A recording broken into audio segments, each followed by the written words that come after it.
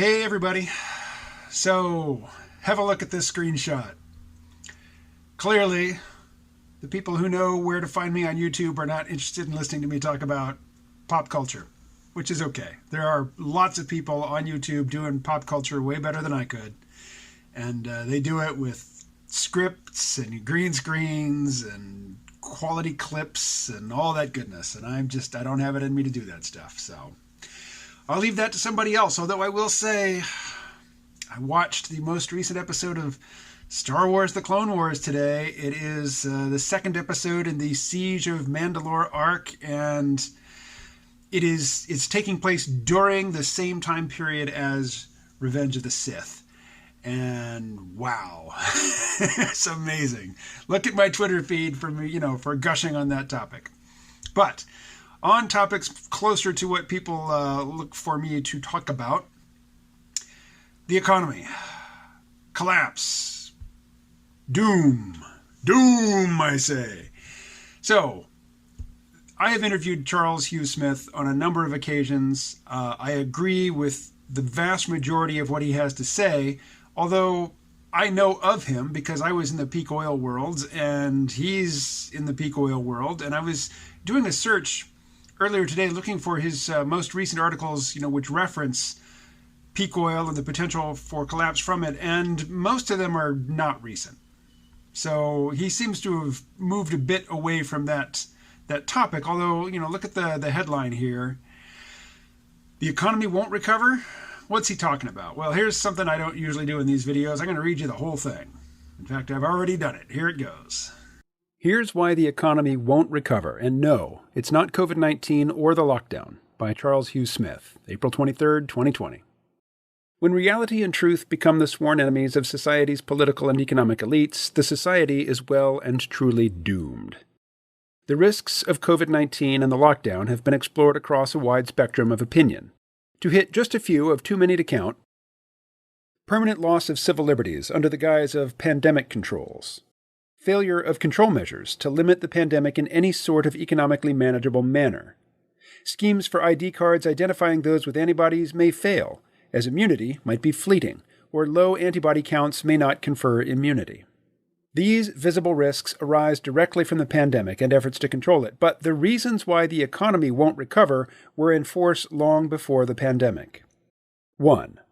Unsustainable dependence on expanding debt to fund consumption as earned income stagnated. 2. Unsustainably high costs imposed by cartels, monopolies, insider skims and scams, institutionalized fraud, hyper-financialization, exploitation, etc. Please see What's Collapsing Can't Be Saved, Our Fraudulent Economy. 3.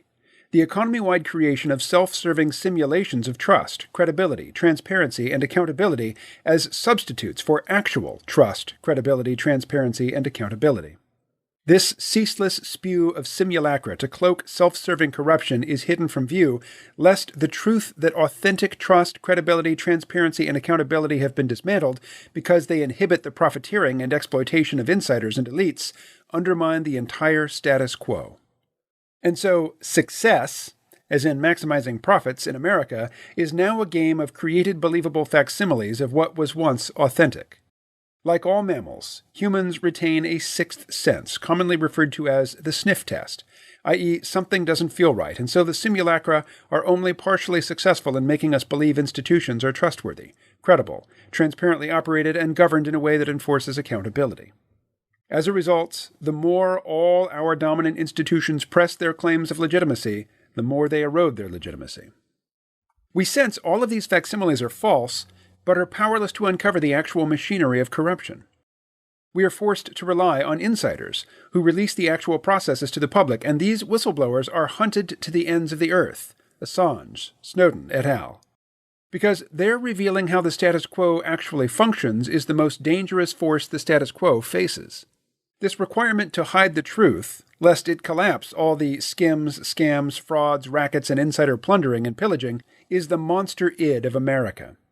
The more the insiders and the institutional technocrat machinery attempt to censor and suppress critical inquiry, the greater the erosion of public trust in the credibility and legitimacy of the dominant institutions.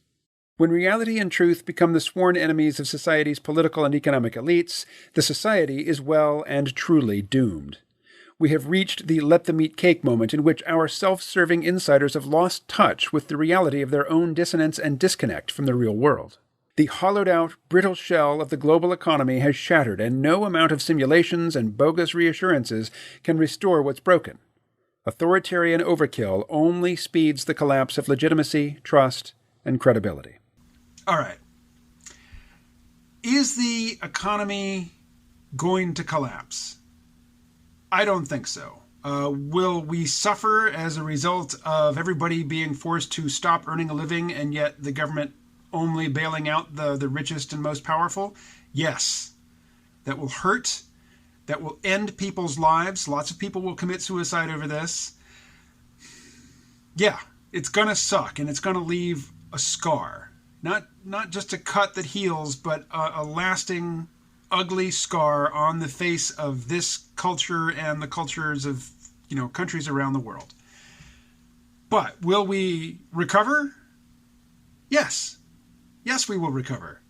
We still have all of the advantages that, Peter Zeihan loves to articulate and list for North America, including all of our great agricultural land, our network of navigable rivers, our fossil fuel reserves, our, the defensible continent with mountains and deserts separating us from the south, and oceans, great big old oceans, a huge moat around, most of the country.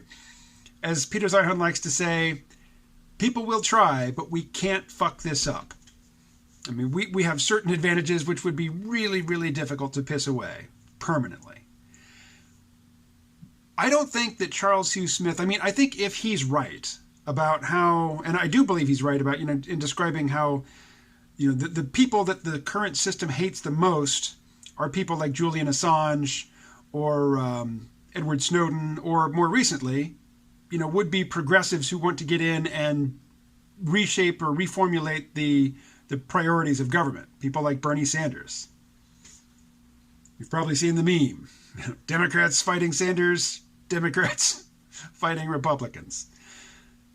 They're all neoliberals. The Washington, two-party consensus is in full effect, and that consensus is we are just going to move wealth from the bottom and the middle to the top as fast as we can, as consistently as we can, for as long as we can, until we can't anymore. And so I think if Charles Hugh Smith's predictions in the piece that I just shared with you were to be borne out, that would be good news. It's not the economy. It's not our society that won't recover. It is the colossal edifice of grift. It is the gatekeepers. It is the oligarch class whose position is not recoverable. I think if Charles Hugh Smith's predictions in the piece that I just shared with you were to come to pass, that would be very, very good news for most of us, because we do have this, this vast storehouse of wealth, not only in the natural resources, also in our technological know-how, in our skilled workforce, and to some extent in our demographics. We're not nearly as old. We're not aging nearly as badly as some other countries. And we have, I know this is a whole can of worms I'm not going to get into, but as Zeihan likes to describe, the demographics of Mexico, with their large population of young people, is a nice complement to the demographics of the United States. And the fact that we are next door neighbors on pretty good terms with one another, that's good news. And, the fact that we can move back and forth across the border fairly easily is also good news. But that's a side issue. In this piece, Charles Hugh Smith, he invokes the French Revolution, with the let them eat cake. And I got into a discussion where, a comfortable suburban Democrat was basically saying let them eat cake in terms of, people going to the grocery store. She was tut-tutting, people shouldn't be going to the grocery store. They should use Instacart. I'm like, yeah.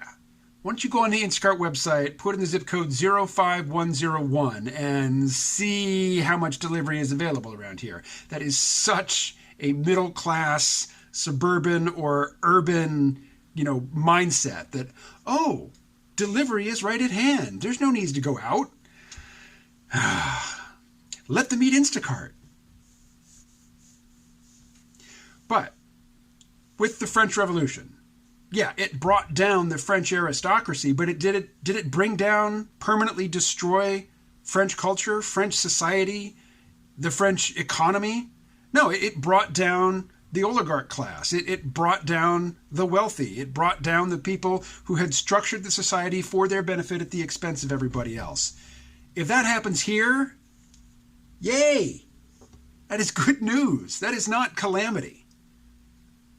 My fear is that it won't happen here, that the rich are going to succeed again. They are going to use this crisis as an opportunity to rob everybody else for their own benefit.